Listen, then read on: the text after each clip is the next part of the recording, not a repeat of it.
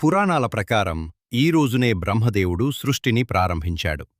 అంటే కాలం, తిథులు, నక్షత్రాలు అన్నీ ఈ రోజే దలయ్యాయి. అందుకే దీనిని యుగాది, యుగం ప్లస్ ఆది అని పిలుస్తారు. ఉగాది చైత్రమాసం శుక్లపాడ్యమి రోజున వస్తుంది. ఈ సమయంలో ప్రకృతి కొత్తగా మేల్కుంటుంది. చెట్లకు కొత్త ఆకులు వస్తాయి, పూలు పూస్తాయి. అందుకే ఇది ప్రకృతి కొత్త సంవత్సర ప్రారంభమని భావిస్తారు. ఒకరోజు విక్రమాదిత్యుడు ఒక బేతాళ్ ప్రేతాత్మను పట్టుకోవటానికి వెళ్తాడు. కాని ట్విస్ట్ ఏమిటంటే బేతాళ్ ప్రతిసారి ఒక కథ చెప్తుంది. చివర్లో ఒక ప్రశ్న అడుగుతుంది. రాజు ఆన్సర్ చెప్తే బేతాళ్ మళ్లీ చెట్టెక్కిపోతుంది. ఆన్సర్ చెప్పకపోతే రాజు తలపేలిపోతుంది. ఇలా 25 కథలు జరిగాయి.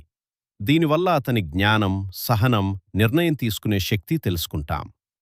విక్రమాదిత్యుడు తన రాజ్యంలో కొత్త కాలాన్ని, క్యాలెండర్ సిస్టమ్ ప్రారంభించాడు. అందుకే కొత్త సంవత్సర ఆరంభంగా భావించారు. చిన్న మోరల్: నిజమైన రాజు అంటే కేవలం సింహాసనం కాదు, న్యాయం, ధైర్యం, జ్ఞానం కలిగినలిగిన నాయకుడు. ఉగాది పచ్చడి కథ, జీవిత సందేశం. ఒకప్పుడు ఋషులు చెప్పారు, జీవితం ఒక్కటే రుచి కాదు, అనేక అనుభవాల కలయిక.